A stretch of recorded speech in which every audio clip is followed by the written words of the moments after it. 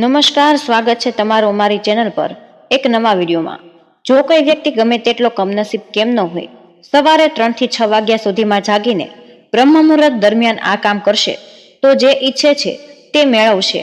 મિત્રો, એક વખતની વાત છે કે માતા પાર્વતીએ ભગવાન શિવજીને પૂછ્યું, સ્વામી, મેં જોયું છે કે કેટલાય દુઃખી માનવી હોય અને જો તે સવારે બ્રહ્મ મુહૂર્તમાં ઉઠે છે તો તે ખૂબ જ સુખી થઈ જાય છે, આવું કેમ છે? કૃપા કરીને બ્રહ્મ મુહૂર્તનું રહસ્ય મને સમજાવો। ત્યારે ભગવાન શિવજીએ કહ્યું, હે દેવી, હું આ પ્રશ્નને ઉત્તર એક કથા દ્વારા આપું છું। કૃપા કરીને આ કથાને ધ્યાનપૂર્વક સાંભળજો અને જો કોઈ આ કથાને સંપૂર્ણ રીતે સાંભળશે તે ક્યારેય આ મહત્વના સમયને બગાડશે નહીં। બ્રહ્મ મુહૂર્તનું રહસ્ય જાણીને તેનું સંપૂર્ણ જીવન બદલાઈ જશે। ભગવાન શિવ કથા સંભળાવવાનું શરૂ કરે છે અને માતા પાર્વતીને કહે છે, ખૂબ સમય પહેલા કાશીમાં દીનુ નામનો એક છોકરો રહેતો હતો। તે છોકરો બહુ સારો હતો, પરંતુ તેની એક ખરાબ આદત હતી। તે ખૂબ જ મોડે ઉઠતો હતો અને સવારે તેને જગાડવા માટે ઘરના લોકો ઘણા પ્રયત્ન કરતા હતા, પરંતુ તે રોજે રોજે સવારે મોડો ઉઠતો। તે છોકરો ક્યારેય 9 વાગ્યાથી પહેલા ઉઠતો જ નહોતો। જ્યારે તે બાળક હતો ત્યારે પરિવારે વિચાર્યું હતું, જ્યારે આ મોટો થઈ જશે ત્યારે તેની આદત સુધરાઈ જશે, પરંતુ તે છોકરો જેમ જેમ મોટો થતો ગયો તેની આ આદત વધારે બગડતી ગઈ। દુનિયા અહીં ત્યાં થઈ શકે, પરંતુ તે છોકરો ક્યારેય વહેલો ઉઠી શકતો જ નહોતો। તેના પિતા તેની આ આદતથી બહુ જ પરેશાન થઈ ગયા હતા। તે છોકરો ઘણી નકારાત્મક શક્તિઓથી ઘેરાયો હતો। તેને બધા લોકો કંઈક ને કંઈક સંભળાવ્યા કરતા હતા, તેથી તે દિવસભર ઉદાસ જ રહેતો હતો। આને અસર તેના સ્વાસ્થ્ય ઉપર પડી ગઈ હતી। જ્યારે તે છોકરાએ જાણ્યું કે તેના બધા જ મિત્રો સફળતા મેળવી ગયા છે ત્યારે તે બહુ જ ચિંતિત થતો અને ભગવાનને કોસતો। તે વારંવાર કહેતો કે મારી કિસ્મત જ ખરાબ છે, પરંતુ તેના પિતા બહુ જ સારી રીતે જાણતા હતા કે તેના અસફળ થવાના પાછળનું શું કારણ છે। ભગવાન શિવજીએ કહ્યું કે હે દેવી, પછી એક દિવસ આવી રીતે જ થયું। તેના પિતાને કોઈ સંન્યાસી વિશે જાણવા મળ્યું। તેમણે તરત જ પોતાના પુત્રની સમસ્યાના નિરાકરણ માટે સંન્યાસી પાસે જવાનું નક્કી કર્યું। છોકરાના પિતાએ તે સંન્યાસીને તેના પુત્રના આદતો વિશે જણાવ્યું અને સંન્યાસીએ કહ્યું, કાલે તમે તમારા પુત્રને આ આશ્રમમાં આવવા માટે કહેજો। પછી તે છોકરાના પિતા પોતાના ઘરની તરફ જવા લાગ્યા। તેને ખબર હતી કે જો તે સીધી રીતે પોતાના પુત્રને સંન્યાસી સાથે મળવાનું કહેશે તો તે ક્યારેય તૈયાર નહીં થાય। તેથી તેણે પોતાના પુત્રને બોલાવ્યો અને કહ્યું કે તારા બધા મિત્રોએ જીવનમાં સફળતા મેળવી છે, શું તું જીવનમાં સફળ થવા નથી ઈચ્છતો? ત્યારે છોકરાએ જવાબ આપ્યો, જરૂર પિતાજી, પરંતુ જ્યારે પણ હું મારા મિત્રો પાસેથી તેમની સફળતાનું કારણ પૂછું છું તો તેઓ મને કંઈ પણ નથી કહેતા। ભગવાન શિવજીએ કહ્યું, હે દેવી, પછી તેના પિતાએ કહ્યું, મને આ રહસ્ય ખબર પડી ગયું છે કે તેઓ બધા કેમ સફળ થઈ રહ્યા છે। ત્યારે તે છોકરાએ ખૂબ જ ઉત્સુકતાથી પૂછ્યું, તમને ક્યાંથી ખબર પડી છે પિતાજી? કૃપા કરીને તમે મને જણાવી દો। તેના પિતાએ કહ્યું કે કાલે સવારે તારે એક સંન્યાસીના આશ્રમમાં જવાનું છે અને તેમને મળવાનું છે। જો તું ત્યાં સમયસર પહોંચી ગયો તો તે સંન્યાસી તને એક મંત્ર જણાવશે, જેના દ્વારા તું સફળ થઈ જઈશ। ત્યારે છોકરાએ કહ્યું, પિતાજી, હું આજે આખી રાત જાગતો રહીશ અને સવારે સંન્યાસીને મળવા જઈશ। પિતાજીએ કહ્યું, ઠીક છે, તું ત્યાં જઈને સંન્યાસીની આજ્ઞા માનજે। પિતાની વાત સાંભળીને તે છોકરો ખૂબ જ ખુશ થયો। જીવનમાં પહેલીવાર તેણે રાતે જાગવાનું શરૂ થયું, પરંતુ થોડા જ સમયમાં તેને ઊંઘ આવી અને તે સૂઈ ગયો। પછી સવારે જ્યારે તે ઉઠ્યો ત્યારે તેને ખબર પડી કે સંન્યાસી સાથે મળવાનો સમય પૂરો થઈ ગયો છે। આ કામકાજ ત્યારે તેના પિતાએ છોકરાની તરફ જોઈને કહ્યું, તું જીવનમાં ક્યારેય સફળ નહીં થઈ શકે, જઈને ફરીથી સૂઈ જા। પિતાની આ વાત સાંભળીને તે છોકરો ખૂબ જ દુઃખી થયો। તેણે મનમાં સંકલ્પ કર્યો કે કાલે સવારે તે સંન્યાસી સાથે મળવા જરૂર જશે। તેણે પોતાના પગમાં જાણી જોઈને એક નાનો ઘાવ કરી લીધો, જેથી દુખાવાથી તેને રાત્રિભર ઊંઘ ન આવી શકે। ભગવાન શિવજીએ કહ્યું કે હે દેવી, આ એ પહેલો અવસર હતો જ્યારે તે છોકરાએ પોતાના જીવનમાં પહેલીવાર સૂર્યોદય જોયો। ત્યારે તે તરત જ તૈયાર થઈને સંન્યાસીને મળવા માટે ચાલ્યો ગયો। આજે એનો અનુભવ એકદમ અલગ જ હતો। તે બહુ જ શાંતિ અનુભવી રહ્યો હતો। ચાલતા ચાલતા તે છોકરો જ્યારે સંન્યાસીના આશ્રમમાં પહોંચ્યો ત્યારે ત્યાં જેણે જોયું કે સંન્યાસી અને તેના બધા શિષ્યો ધ્યાનમાં બેસેલા હતા। ભગવાન શ્રી શિવે કહ્યું, હે દેવી, ત્યારબાદ જ્યારે ધ્યાનનો સમય પૂરો થયો ત્યારે તે છોકરો સંન્યાસી પાસે ગયો અને તેમને પ્રણામ કરીને બોલ્યો, આપના પાસે એવું કોઈ મંત્ર છે જેના દ્વારા હું સફળ થઈ શકું? કૃપા કરીને મને તે મંત્ર જણાવો। હું પણ મારા મિત્રોની જેમ જ સફળ થવા ઈચ્છું છું, જેથી હું પણ એક સારું જીવન જીવી શકું। ભગવાન શ્રી શિવે કહ્યું, હે દેવી. ત્યારે સંન્યાસી સ્મિત સાથે બોલ્યા, હા, તો તમે એ જ બાળક છો. તારા પિતાજીએ મારી પાસે આવીને તારા વિષયમાં મને બધું જ કહ્યું હતું. હું તને એ મંત્ર ચોક્કસ આપી દઈશ. પરંતુ જેમ જ તે છોકરો પરંતુ શબ્દ સાંભળે છે તો તે ગભરાઈ જાય છે અને પૂછે છે કે પરંતુ શું ગુરુદેવ? સંન્યાસી સ્મિત સાથે બોલ્યા, હું તને મંત્ર આપીશ, પરંતુ આગામી 21 દિવસો સુધી તારે મારી આજ્ઞા માનવી પડશે. હું તને એ મંત્ર 21 દિવસ પછી આપીશ. એ પહેલા જે પણ કાર્ય હું તને કહું તે તારે પૂરું કરવું પડશે. જો તું અસફળ થયો અથવા કાર્યની મધ્યમાં તું તારો સંકલ્પ છોડી દઈશ તો એ મંત્રની અસર ક્યારેય નહીં થાય. ત્યારે દૃઢ સંકલ્પ તારે છોકરો બોલ્યો, મને તમારી આજ્ઞાનો સ્વીકાર છે.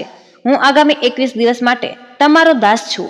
તમે જે પણ કહેશો હું તે જ કરીશ અને માત્ર મંત્ર વિશે જાણવું જ છે. ભગવાન શ્રી શિવે કહ્યું, હે દેવી. પછી સંન્યાસીએ છોકરાને કહ્યું, ઠીક છે, કાલથી તારું કાર્ય શરૂ થશે. તું આ આશ્રમમાં રહીશ. એ છોકરો આશ્રમમાં રહેવા માટે તૈયાર થયો. સંન્યાસીએ કહેવાનું ચાલુ રાખ્યું, અહીં રહીને તારે બ્રહ્મ મુહૂર્તમાં ઉઠવું પડશે અને બીજા શિષ્યોની જેમ ધ્યાન અને તપ કરવું પડશે. સાથે સાથે આશ્રમના તમામ કાર્ય પણ મદદ કરવી પડશે. ધ્યાન રાખવાનું કે આ સંકલ્પ ક્યારેય પણ તૂટવો ન જોઈએ. ત્યારે ભગવાન શિવ કહે છે કે હે દેવી. તે છોકરો સંન્યાસીની વાતથી સહમતિ સાથે ખુશ થઈ ગયો અને આગામી 21 દિવસ સુધી તેના કાર્યનો સમય શરૂ કર્યો. આ વખતે તે દ્રઢ સંકલ્પ સાથે કામ પર લાગ્યો. પરંતુ 1 સપ્તાહ પછી તેનું સંકલ્પ તૂટી ગયું અને 8મા દિવસે તે મોડે સુધી સૂતો રહ્યો. જ્યારે તે ઊંઘમાંથી જાગ્યો ત્યારે તે મનોમન કહેવા લાગ્યો, મારાથી કેટલું મોટું પાપ થઈ ગયું છે. અને પછી તે રડવા લાગ્યો. રડતા રડતા સંન્યાસી પાસે પહોંચ્યો અને કહેવા લાગ્યો, હે ગુરુદેવ, મારો સંકલ્પ તૂટી ગયો. હવે હું જીવનમાં ક્યારેય સફળ નહીં થઈ શકું. સંન્યાસીએ તેને સમજાવતા કહ્યું, એકવાર ફરીથી શરૂ કરો, ફરીથી સંકલ્પ કરો. ત્યારે છોકરાએ સંન્યાસીને પ્રશ્ન કર્યો, સવારે વહેલા ઉઠવું એટલું જરૂરી કેમ છે અને અહીં સૌ લોકો આટલી વહેલી સવારે કેમ ઉઠી જાય છે? ભગવાન શિવ કહે છે કે હે દેવી. પછી સંન્યાસીએ છોકરાને સમજાવતા કહ્યું, વહેલી સવારે એટલે કે બ્રહ્મ મુહૂર્તમાં ઉઠવા પાછળ ખૂબ જ મોટું વિજ્ઞાન છુપાયેલું છે. છોકરાએ કહ્યું, કૃપા કરીને તે વિજ્ઞાન મને સમજાવો. સંન્યાસીએ કહ્યું કે રાત્રિને 4 પ્રહરને સમયના અવિધમાં વહેંચવામાં આવે છે. પહેલો રુદ્રકાળ, જે સાંજના 6 વાગ્યાથી 9 વાગ્યા વચ્ચે હોય છે. બીજો રાક્ષસ કાળ, જે રાત્રિ 9 વાગ્યાથી 12 વાગ્યાની વચ્ચે હોય. ત્રીજો ગંધર્વ કાળ, જે રાત્રિ 12 વાગ્યાથી 3 વાગ્યા સુધીનો વચ્ચેનો હોય છે. મનોહર કાળ, જે છેલ્લો પ્રહર છે અને આ સમય બ્રહ્મ મુહૂર્ત અથવા અમૃતકાળ પણ કહેવામાં આવે છે. આનો સમય વહેલી સવારે 3 વાગ્યાથી 6 વાગ્યાની વચ્ચે હોય છે. આ તે સમય હોય છે જ્યારે સમગ્ર જગતની નકારાત્મક શક્તિઓ નિષ્ક્રિય સ્થિતિમાં હોય છે અને સકારાત્મક શક્તિઓ સક્રિય બની જાય છે. બ્રહ્મ મુહૂર્ત એટલે દેવ મુહૂર્ત અને આ સમયને દેવતાઓનો સમય માનવામાં આવે છે. ભગવાન શિવ કહે છે કે તે સંન્યાસીએ આગળ કહે છે, આ સમય એવો સમય હોય છે કે જ્યારે દેવતા પૃથ્વી પર વિચરણ કરી રહ્યા હોય અને જાગૃત માનવ પર તેમનો ખૂબ સકારાત્મક પ્રભાવ પડે. બ્રહ્મ મુહૂર્ત એવો સમય છે જ્યારે માનવ મસ્તિષ્ક સંપૂર્ણ રીતે ખાલી હોય, જેમાં કોઈ પણ પ્રકારના વિચારો નથી હોતા. અને આ સમયે જ્યારે વ્યક્તિ પોતાની પુસ્તક ખોલીને કોઈ પણ વિધાનો અભ્યાસ કરે છે ત્યારે તેમને બહુ જ સહેજ અને ઝડપથી યાદ રહી જાય છે. તે લાંબા સમય સુધી યાદ રાખી શકે છે, જેમાં આપણે જ્ઞાનને સમજવાનો પ્રયત્ન કરીએ છીએ. આ માટે બધા સંન્યાસી અને આ જ્ઞાની લોકો સવારના આ બ્રહ્મ મુહૂર્તમાં જાગી જતા હોય છે. અને પ્રાચીન કાળમાં પ્રકાશનો કોઈ સ્ત્રોત ન હોવાને કારણે લોકો પોતાનો દિવસનું સમાપન સૂર્યાસ્ત સાથે અને આરંભ સૂર્યોદય સાથે કરે છે. આ એક રીત હતી જેમાં માનવ જીવન પ્રકૃતિ સાથે સમયવન ચાલતું હતું. ભગવાન શિવે કહ્યું કે હે દેવી. પછી તે છોકરાએ કહ્યું, ઠીક છે, હું કાલથી મારો સંકલ્પ ફરીથી શરૂ કરીશ, પરંતુ બ્રહ્મ મુહૂર્ત ઉઠીને મારે શું કરવું જોઈએ? ત્યારે સંન્યાસીએ કહ્યું, ઠીક છે, હું તને જણાવું છું કે બ્રહ્મ મુહૂર્તમાં તારે શું કરવું જોઈએ. સર્વપ્રથમ ઉઠીને પૃથ્વી માતા પર પગ રાખતા પહેલા પૃથ્વીને પ્રણામ કરવા જોઈએ. પોતાના બંને હાથોની હથેળીમાં હાથની તલવારો જોઈને ઈશ્વરને આભાર માનવો જોઈએ. તેમણે આજે સૂર્યોદય જોવા માટે મોકો આપ્યો. ત્યારબાદ નિત્યક્રમ અને સ્નાન કરવું જોઈએ, કારણ કે સ્નાન કરવાથી માત્ર શરીર જ નહીં પરંતુ મનની શુદ્ધિ પણ થઈ જાય છે. સ્નાન કર્યા બાદ ધ્યાનથી પ્રક્રિયા ચાલુ થાય છે. બ્રહ્મ મુહૂર્તમાં ધ્યાનથી અવધિ 21 દિવસ સુધી ચાલી હોય છે. આ પદ્ધતિનો ઉપયોગ ત્યારે થાય છે જ્યારે તમે તમારી મનોકામના માટે કંઈક પ્રાપ્તિ કરવા ઈચ્છતા હોય. આ એ સમય હોય છે જ્યારે વ્યક્તિ પોતાના આજ્ઞા ચક્રને સક્રિય કરવા માંગે છે. ભગવાન શિવ કહે છે કે હે દેવી. આગળ તે સંન્યાસી કહે છે કે આજ્ઞા ચક્ર બંને ભોહ એટલે કે બંને નિર્ણયોની વચ્ચે જ હોય છે. આ સંકલ્પનું સ્થાન એ આજ્ઞા ચક્ર તરીકે ઓળખાય છે. જો આ ચક્ર પર ધ્યાન કેન્દ્રિત કરવામાં આવે અને મનોકામનાના વારંવાર પુનરાવર્તિત કરવામાં આવે તો માત્ર 21 દિવસમાં જ તે મનોકામના પૂર્ણ થઈ જાય છે. જો તમારા મનમાં કોઈ અધૂરી મનોકામના છે અને તેને પૂર્ણ કરવું ઈચ્છતા હોય તો સૌથી પહેલા આ મનોકામનાનું સ્પષ્ટીકરણ કરો. શું જોઈએ છે તે નક્કી કરો. આ પછી ધ્યાનથી પદ્ધતિનો આરંભ કરો. બ્રહ્મ મુહૂર્તમાં સ્નાન કર્યા પછી એવું સ્થાન પસંદ કરો જ્યાં શુદ્ધ હોવાના પ્રવેશ થાય. ધ્યાનમાં શુદ્ધ પ્રાણવાયુનું ખૂબ જ મહત્વ છે. ધ્યાનથી મુદ્રામાં પીઠ સીધી રાખવી જોઈએ અને સાથે ગળું પણ સીધું રાખવું જોઈએ. સુખાસનની અવસ્થામાં બંને હાથો ઘૂંટણ પર રાખી આંખો બંધ કરીને બેસી જાઓ. હાથોની મુઠ્ઠી બંધ કરો અને 2-3 મિનિટ સુધી સંપૂર્ણ શાંત થાઓ. જ્યારે તમારું શરીર સ્થિર થઈ જાય અને શ્વાસ પણ શાંત થઈ જાય પછી તમારું ધ્યાન દ્રષ્ટિ છે તેને આજ્ઞાચક્ર પર કેન્દ્રિત કરો.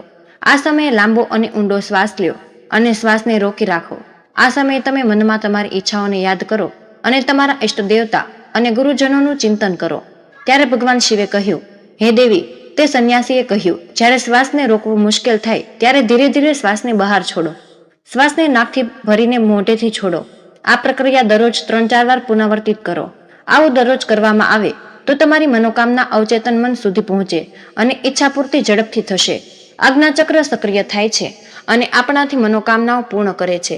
શ્વાસને રોકતી વખતે શરીરમાં આપતીની સ્થિતિ ઊભી થાય છે, જેના કારણે તમને અનાવશ્યક અને અવાજવાવાળા વિચારો ટાળી શકો છો. બ્રહ્મ મુહૂર્તના સમયે ઈશ્વરની વિશેષ કૃપા હોય છે. જ્યારે કોઈ પણ વ્યક્તિ આ સમયે પોતાની મનોકામનાને પુનરાવર્તિત કરે છે તો તેની ઈચ્છા ટૂંકી અવધિમાં પૂરી થાય છે. ભગવાન શિવે કહ્યું, હે દેવી, આ રીતે સંન્યાસીએ તે છોકરાને બ્રહ્મ મુહૂર્તનું મહત્વ સમજાવ્યું. આગળના 21 દિવસો સુધી તે છોકરાએ ખૂબ જ મન અને નિશ્ચય સાથે આ પ્રક્રિયાને અપનાવી. હવે ખૂબ જ વધુ અનુકૂળ અને શાંતિપૂર્વક સ્વભાવનો બની ગયો હતો. છોકરાએ પોતાનો સંકલ્પ પૂર્ણ કરી લીધો. તે આનંદથી પરિપૂર્ણ થઈને સંન્યાસી પાસે ગયો અને કહ્યું, હે ગુરુદેવ, મેં 21 દિવસનો સંકલ્પ પૂરું કરી લીધું છે. કૃપા કરીને મને સફળ થવાનો મંત્ર જણાવો. સંન્યાસીએ સ્મિત સાથે કહ્યું, પાછલા 21 દિવસોથી તે અભ્યાસ કર્યો એ તમારું સફળતાનું મંત્ર છે. જે વ્યક્તિ બ્રહ્મ મુહૂર્તમાં ઉઠીને યોગ્ય રીતે ધ્યાન પ્રક્રિયા કરે છે તે જીવનમાં કદી પણ અસફળ નથી થઈ શકતું. હવે તે બ્રહ્મ મુહૂર્તનું રહસ્ય સમજી ચૂક્યો હતો. જીવનભર કરશો તો તમારા જીવનનું લક્ષ્ય અને સફળતા બંનેની પ્રાપ્તિ થશે. તે છોકરાએ સંન્યાસીનો આભાર માન્યો અને બ્રહ્મ મુહૂર્તના નિયમોનું પાલન સંપૂર્ણ જીવનભર કરવાનું વચન આપ્યું. ભગવાન શિવે કહ્યું, હે દેવી, હવે તમને જાણ થઈ ગઈ કે બ્રહ્મ મુહૂર્તમાં શું થાય છે. ત્યારે માતા પાર્વતીએ કહ્યું, હે સ્વામી, હવે મને જાણ થઈ ગઈ છે, મને જ્ઞાન મળી ગયું છે. આમ કહીને માતા પાર્વતીએ ભગવાન શ્રી શિવને પ્રણામ કર્યા અને આજનો વિડીયો અહીં જ પૂર્ણ કરીએ છીએ. તો મિત્રો, આ ખૂબ જ મહત્વપૂર્ણ માહિતી છે અને કમેન્ટ બોક્સમાં જય શ્રી કૃષ્ણ અવશ્ય લખી દેજો. તમને વિનંતી છે કે જો હજુ સુધી વિડીયોને લાઇક ન કર્યો હોય તો વિડીયોને લાઇક કરી ચેનલને સબસ્ક્રાઇબ જરૂરથી કરી દેજો. જય શ્રી કૃષ્ણ. હર હર મહાદેવ. રાધે રાધે. ધન્યવાદ. વિડીયોને અંત સુધી જોવા બદલ તમારો ખૂબ ખૂબ આભાર.